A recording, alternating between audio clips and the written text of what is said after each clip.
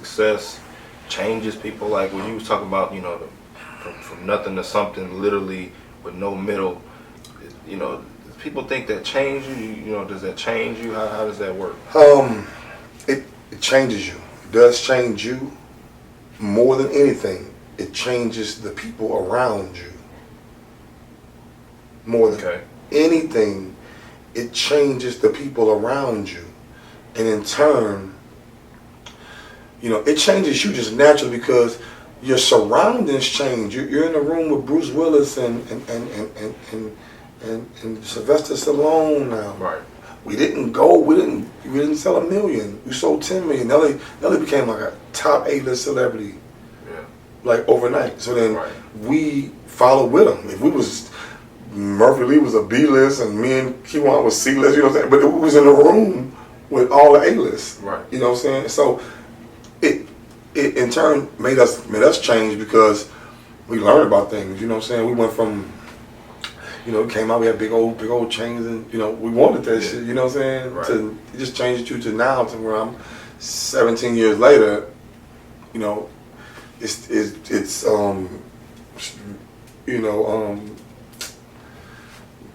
it's ropes and like a watch. It's still expensive. It's a Breitling, but it's just not diamondy. It's just as expensive as the ones it's more expensive, but it's a different mindset now as to where, and then the more I got, and the more it's crazy. The more I got, the more free shit I got.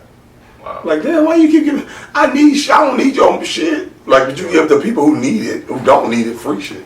You know what I'm saying? So it was just like the mindset changes. Like to this day, it's just like I've got on Converse and cut off. You know what I'm saying? Like, and I got more, and got part ownership of an NBA team. And the more I got, the more I seen it ain't about this and ain't about that. So it does change you in that way. But first and foremost, it changes. I left, came back, and the girls that I knew, who I already had their phone number, wanted an autograph. Right. You ain't dealt with, you got to deal with it psychologically, you know what I'm saying? My father, who was a strict Muslim type of man, you know what I'm saying, a pro-black brother, you know what I'm saying? You couldn't lean on the couch, it was strict, he was, you couldn't, you sleepy, right. You know what I'm saying? You can't lay on the couch, right. You sleepy, go to bed, go lay in your bed or something like that, and him like, kick your feet up, shit, man, relax, like, damn. Put my feet up here on this, all this shit. Like, I could do that. Like, this man is the most influential man in my life. And he, my mother, she's always been the way that she is, but she's crying all the time now, just proud and just everybody's changing. My father changed. He was kind of strict, you know what I'm saying? He wasn't mean, he was strict though, you know what I'm saying? He's changing. He's break the table, it was a funny thing. But people that you knew, right, women that you knew, girls that you knew, wanted autographs, yo. You like, damn, I knew you from school. I knew you from 6 months ago. I got your phone number, we used to talk. Now you want a picture with me. The fuck? So yeah, things change, but more so than anything, the people around you change, and then it's that more than anything. They change, and then they're upset. They're upset at you too. So it's a lot you gotta learn, man. It's a lot you gotta just walk in these shoes to really get an understanding. You know what I'm saying? Definitely. So with things changing, what's your opinion on the social media era opposed to the pre-social media era when you all were coming out? Just starting out? If we'd had social media, Nelly would have 50 million followers. I would have Facebook, Instagram, I would have had 1 million followers if we came out then. You know what I'm saying? Right. We got a chance to, people always, let me take you know what I'm saying? Yeah, we actually were the most popular thing at one time. I remember when Bad Boy 2 came out with that song with Diddy.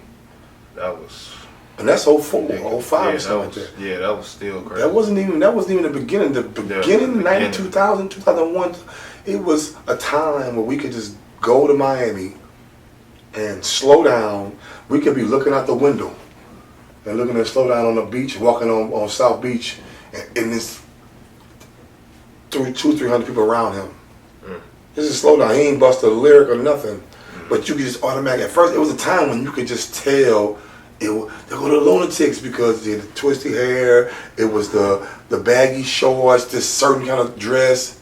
You know what I'm saying? You had the vocal clothing, the wristbands, all that stuff. So I'm saying you could actually. It was a time when that was just us. You knew you could just recognize a tick at the time, and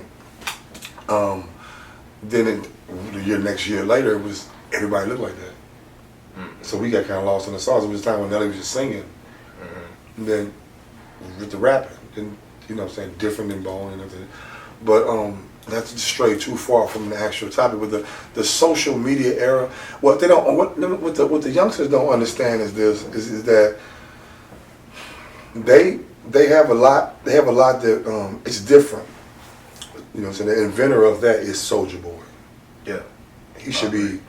I agree with that. He should be given props for what he brought that on. Now, one thing is that when we came up, that time is gone. The 70s, the 80s, the 90s, the early 2000s, when you could make a hot demo and then give it to some celebrity or something, then they could take it and listen to it and like it, and then take it to a label and say, yo, check this out. Those days are gone. You know what I'm saying? The minute that internet came into play, and then they took downloading with Napster. Napster tried to link up with the record companies. Record companies like, that shit ain't gonna work. And then they worked it out, got it working. When now the music can be downloaded, now you can pirate it and download it for free. And then when you're talking about free shit, who is free shit going to affect most? The poverty, the less fortunate. So less fortunate music is not what country, no. Right. It's not pop, no. Right. It's not rock, no. It's what? It's hip hop. It's urban music. Yeah. So that's why it hit us the hardest. So once that happened, then you got record labels that had 300-400 employees now have 300 employees now have 30, because it eliminated whole staffs, whole departments. Yeah. You had a artist development department. Yeah. You had a marketing department. Yeah. That's going to where now you don't. You know what I'm saying? Like, but so that's so when people come in and say, "Yo, put us on," you know what I'm saying? Like, even back in the day when we had Chinky and walked him up, and Universal was like, "Nah, that ain't it." Like, and he sold 3-4 million records out the gate. Right. Universal was like, "Damn, we passed that up." I'm like, "Damn, I gave it to you."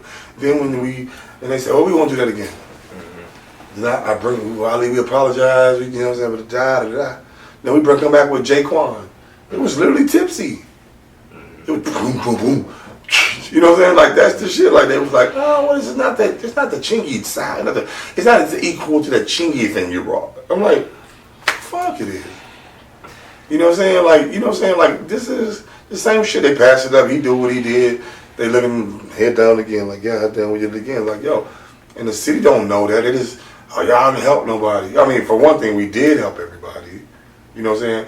But like I was speaking to you about, in 2002 or 1, I think, we got a proclamation, and the key to the city went to the governor's mansion up in Jeff City or whatever. I think it was the key to the city because we created over $1 billion worth of revenue for the city. Cardinal hats went up crazy. Rams jersey went up crazy. What years we talking about? We talking about 2000 to 2001. Yeah. 2002. That span of time right there, and they did a survey. And just, through all the hotels and everybody downtown and all these places, just revenue all around. Like, yo, who did you come? What brought you to St. Louis? Not who did you come? That's like directly. Yeah. What brought you to St. Louis? 75% of the people were saying, Nelly, St. Lunatics. Right. So they gave us a proclamation, and then when we did things after that, tried to get properties and things, you know what I'm saying? Because, and that's when we found out that St. Louis isn't mine. We found out that St. Louis is Missouri's. They showed and proved that to us. Like, word, we can't get this property, we can't get this loan. I thought, what did this key don't work? So you're saying they gave you a key to the city, but and what door did it unlock? Okay. You know what I'm saying? What door did it unlock? Nothing. Even though you all brought, you know, billion dollars and, that makes you remember how what Floyd does to Las Vegas. Yeah. Wow. A big, you know what I'm saying? Like, so social media area. Now that's the part of the social media era that what happened to the record business. Now that's the positive side to that is that now what we had to do, y'all don't even need it. We had to get a record deal. Now you get your own record deal. As soon as you get you a motherfucking computer, got me a deal. Boom, got a deal. Got that deal. You get a deal. You know what I'm saying? You get you a deal. You are gonna get you a deal. Or Apple, shit. You know what I'm saying? Then you get a bite of the Big Apple. Right. You're in New York already. So or wherever you want to be at. Right. So that right there was that. Now, you know, you got to get your marketing department, a way to market your shit, a way to promote your shit. Well, now you got Facebook. Now you got Instagram. That's marketing. Now you got Twitter. That's marketing and promotion. That's you teaching a million people or those are platforms. Those are platforms. Yeah. Now you need to. We had to get a deal so we can get to MTV, so we can get to the Box, so we can get to VH1. Shit, YouTube. Vivo. Yeah. You know what I'm saying? These things, like, yo, you can put your music on SoundCloud. What's it called? Spotify?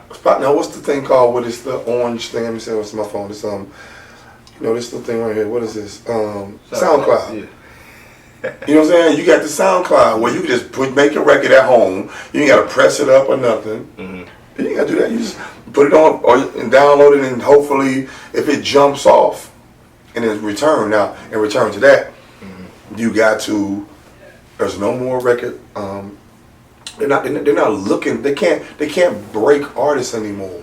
Y'all feel me? They can't. After downloading killed the sales.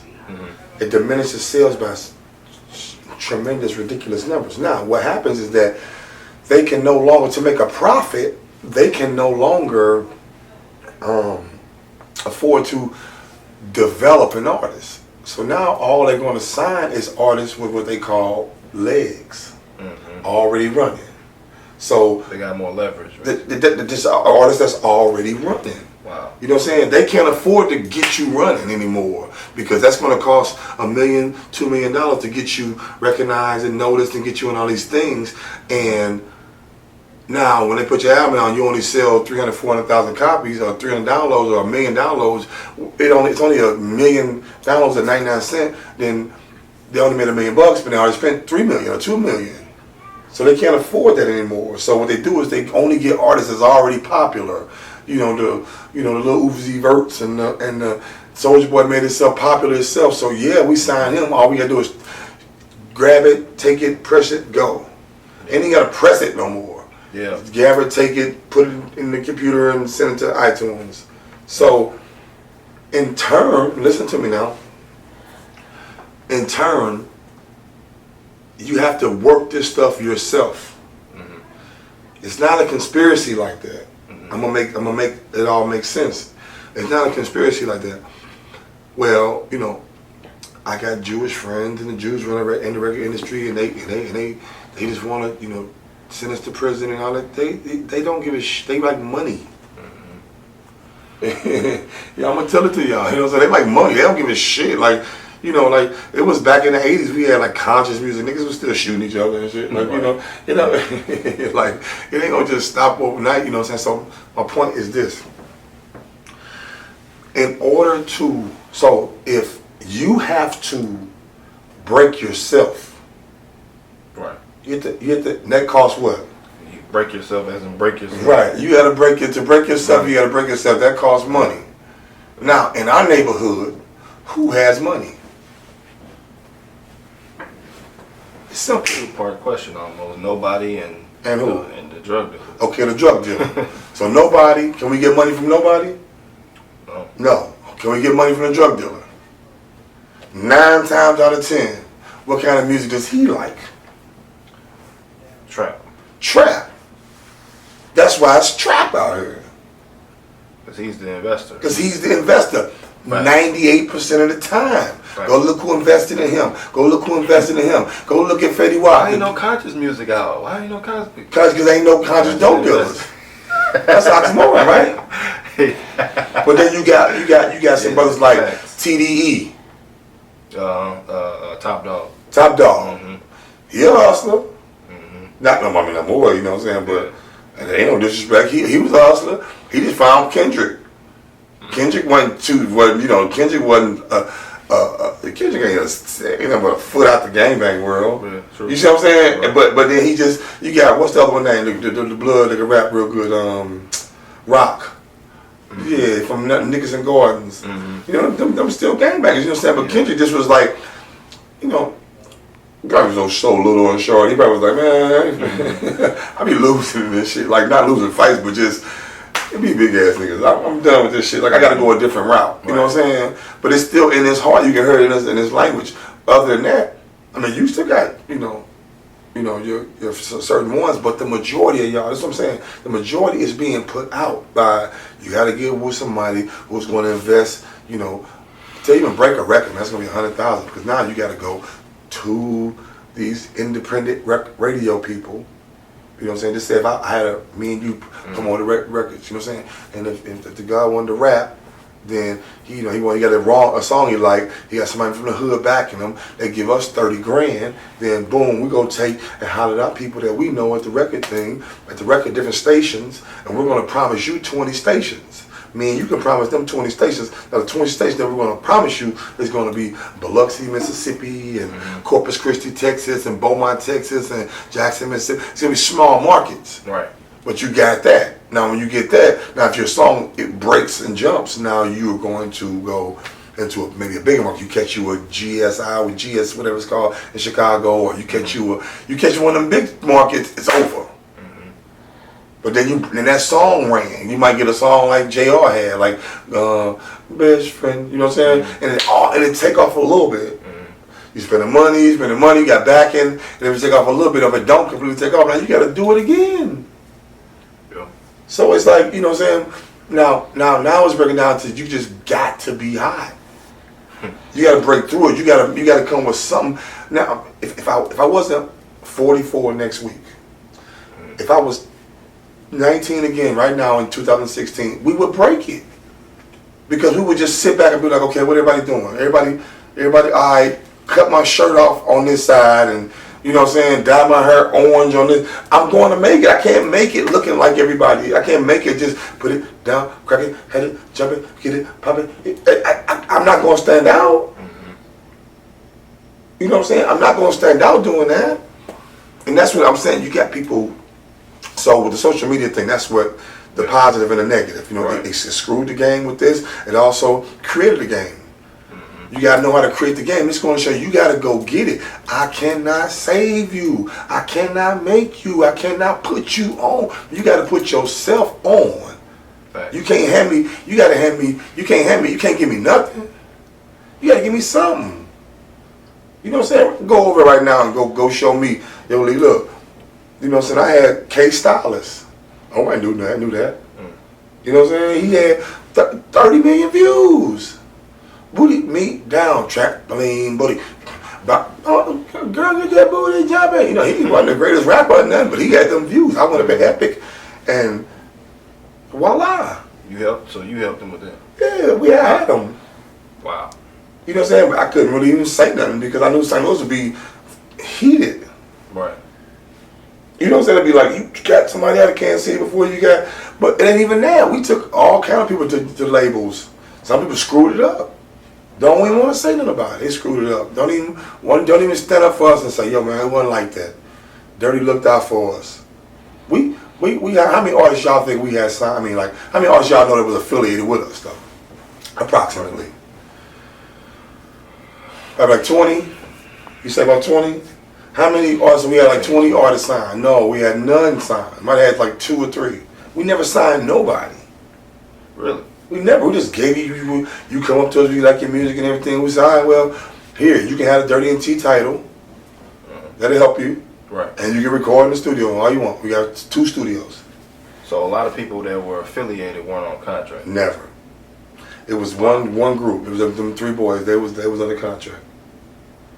You know what I'm saying? Other than that, there was no one under contract. Everybody was just do what you want. You know what I'm saying? My man Lil St. Louis, I say him because that's my brother. I love him. I fucks with him. You know what I'm saying? He wasn't under contract. It was Derrty Ent, you know what I'm saying? On his music and everything. He was just recording out of this shit. Wow. Just recording out of shit. He made 2 or 3 mixtapes. He got himself a buzz. You know what I'm saying? And then with him being so street, it was hard for us to incorporate him into our stage performance. And, you know, we go do a show. It's just a majority of pop crowd or something. So it's hard to incorporate him into our thing. But he'll tell you he didn't have no contract with Contractual Bond. Who does that? Who just gets these artists, bring them in? Because if you're unhappy, just go. You know what I'm saying? If you're unhappy, then go. If you're not, then stay. We're not going to trap you, or we're not going to trap ourselves. You know what I'm saying? So it's just. Let me ask you this: at what point would an artist, I say, graduate to being signed? Is there something that you would have to? Hey, you got to see it. You know what I'm saying? Boom, boom. You on YouTube? You got 1 million views on this video. Oh shit! I guarantee you, Monty Lipman, Avery Lipman, that's that Republic. I'm talking about Wendy Goldstein. I know them all. Bring. So would you say, would you work with an artist to? Like, I don't want to work with shit. Not at 44, I'm getting grumpy. You know what I'm saying? I did all the working I could. I bought houses and bought people places to stay and all kind of shit. Oh, I did all kind of shit for niggas. Niggas turn around and do you dirty in the end, talk about you, say you ain't never did shit for them and shit. Fuck that shit. Tired of that. But if you hand me, I wouldn't run from a success. I love getting paper. I got 2 daughters and a wife. Shit. That speaks for itself. I got 2 daughters and a wife. Y'all see that meme where the little girl's throwing the money out the window? And it's like, this is like having a raising a daughter. It's just like throwing money out the window. They always want, and you never can say no because it's your daughters and shit. So I'm not running away from money, but you gotta hand me something. You can't say to me, yo, invest in me. You know what I'm saying? Like, damn, you ready like that? Alright, let me see you, give me 10 songs or something like that. And you, but I ain't got 10, put me in the studio. No. I thought you was ready. You ain't investing in yourself. You ain't got a studio. You can just get a Pro Tools set. But I'm saying is this. What a label. I can't go to Benny Pugh. I can't go to L.A. Reid. I can't go to these Sylvia Rome. I know all these people. I can't go to them and say, yo, I got this artist. He's hot. It's paperwork. They're going to be like, yo, let me see it. You know, hey, now listen to this. Don't turn no music on. I'm Sylvia Rome. I'm 60. I don't want to hear no music. I don't know what the fuck hot. Let me see the paper. Let me see the views. Turn on YouTube. Let me see their Instagram. They got 24,000, 31,000 followers. That ain't it. Oh, they got, 60,000 followers on Twitter. That ain't it. You let me see your videos. Like, you be getting 200,000 views on Instagram. 200,000 views on YouTube. That ain't it. Look. Man, listen. Booty Me Down, K Stylist. He had 14 million views. Like, it wasn't even like that. It was just like, yo, this is what he has right here. This was YouTube. Motherfuckers like, damn. You know what I'm saying? It was like almost getting contracts without, they ain't heard nothing. Yeah. They don't care about hearing it. Like, yo, that's working. Like, whatever you're doing, they can tell if you making up, views and all that shit. They got automatic things to tell that. So they know, like, yo, that's genuine. Then everything else matches too. Like, your YouTube, your Twitter, that stuff matches. You're already popular. You already got legs. All you got to do is just hand us the baton now. We can take it from here. You know what I'm saying? So it's about, you can't just walk up on me. If you hand me something, you know what I'm saying? I can make something happen. But you asking me to make something happen? No, I got a wife and kids, and I deal with Nelly, and you know what I'm saying? I got my own. So if they hand you something, they need to be handing you some numbers. Hand me some numbers. Hand me something that's like, yo, look at what I'm doing. Like, yo, it's just easy. Instead of like some ground up type stuff. Yeah, no ground up type shit. For me, I don't hand me something. Don't hand me nothing. Right. You know what I'm saying? Hand me something. So that's what it's about right now. You know what I'm saying? So, I feel like a lot of, and that's why I wanted to do this interview too, just to clarify a lot of things that the people, because when you said people change around you, I see St. Louis changed around you guys, because you guys are the top, like you are the epitome of, like, I guess, success and also authority, you know. So if people are coming for help, I mean, everybody wants to rap, everybody wants to be in the music business, you know. At some point, some median, I think, needs to be there where, you know, are you guys looking to hire people to help build people up from the ground up to that next level? we can't do anymore. We got a whole school. We got everybody that works in there. We hire. We got a whole office. We got a booking agent. You know what I'm saying? Accountant. We hire. We are paid. You know what I'm saying? So is that the step? We've already like paid and taken care of and hired so many people. Like some people are like, yo, give me a job, and it's like, okay, not to be, you know, we would never say it to them, but we're like, damn, job, like, you know, we're you know, like everybody was like, yo, give me a job, like we don't have no loose jobs laying around. Just like, okay, now we can make a job for you. But that's gonna cost me more than anything. Making a job for you, like, yo, make me, like, you know, let me go on the road with y'all. Like, just let me go on the road with y'all. Okay, to you, just go on the road with us. Just come on, get on the bus. Right. But that's gonna cost us. Right. We gotta rent hotels. Right. You know what I'm saying? We gotta feed you, rent hotels. This is just if you just want to come for free. You just want to come. Right. We're flying somewhere. We gotta get you a plane ticket. We gotta get you a hotel room. And this is you just wanting to come for free. I just want to just come. Just, man, I don't want nothing but to come. You don't want nothing but to come. Your nothing gonna cost me $1,200. Right. You know what I'm saying? Then keep in mind, once I bring you shit, I got 1,700 motherfuckers like, you brought him. Right. You could bring me shit. That's never gonna stop. Right. You know what I'm saying? You brought him. You could bring me. It's a definite that nobody, you know, nobody wants to. So if an artist, you know, doesn't have the views, doesn't have the plays, what are they supposed to do? Because that's what they're gonna, you know, get on your grind. You got to get on your grind. Like you got people like, you know what I'm saying, like the Lunatics wasn't the best rappers. We wasn't the most gangsters. We just was working the hardest. We was just not grinding like, you know, we worked hard at everything, worked hard at being different, worked hard at that. You know what I'm saying? And then we jumped off that bridge. You cannot, like my city always says this, there's a lot of talent in St. Louis. Right. That's true.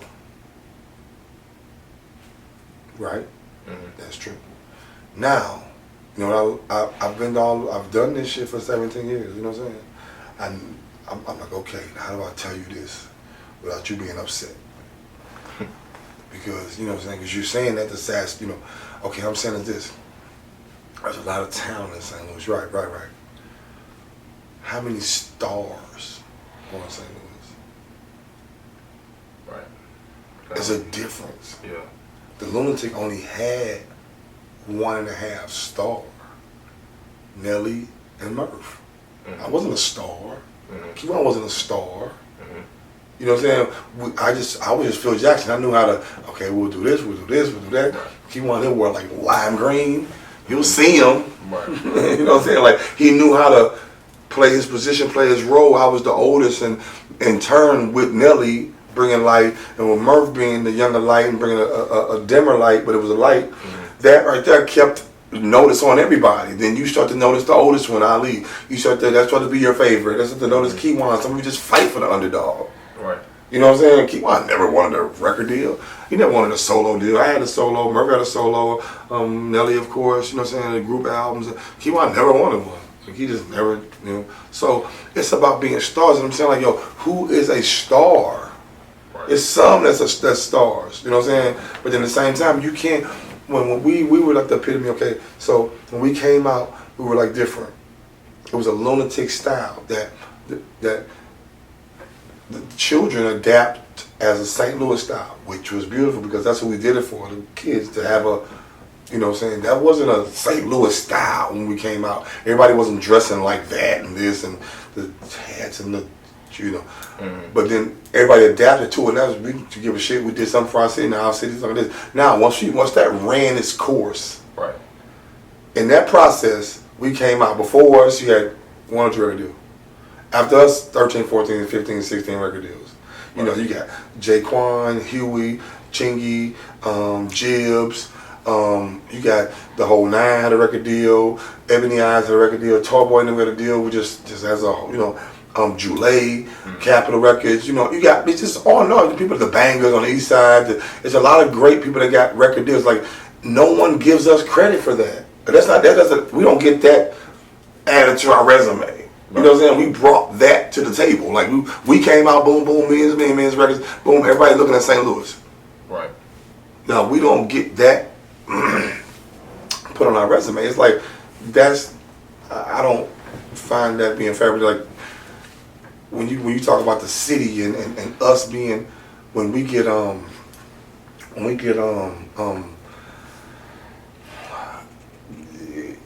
once the Lunatics came out, it ran its course. Everybody kind of got on that. Penelope, she got the deal. Pretty Willie, I'm just forgetting. You know what I'm saying? I hope everybody caught that wave.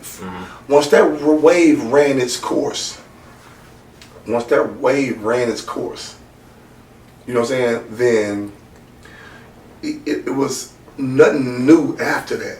You see what I'm saying? Once that wave ran its course, Lunatics came out, this style, this way of doing things. Once it ran its course, what did the next generation bring? Or did the next generation, did they create something more original and take the ball and run with that? Or did we just copy Chicago? Oh, wow. Did we just start copying Chief Keef? You know, boom, boom. I don't know what this means. Right. Everybody doing this. You ain't really throwing up a sign. You can't just like, you can see it. Yeah. You know, Sosa Cordero, you know what I'm saying? Now we all just, now we're back now being original again.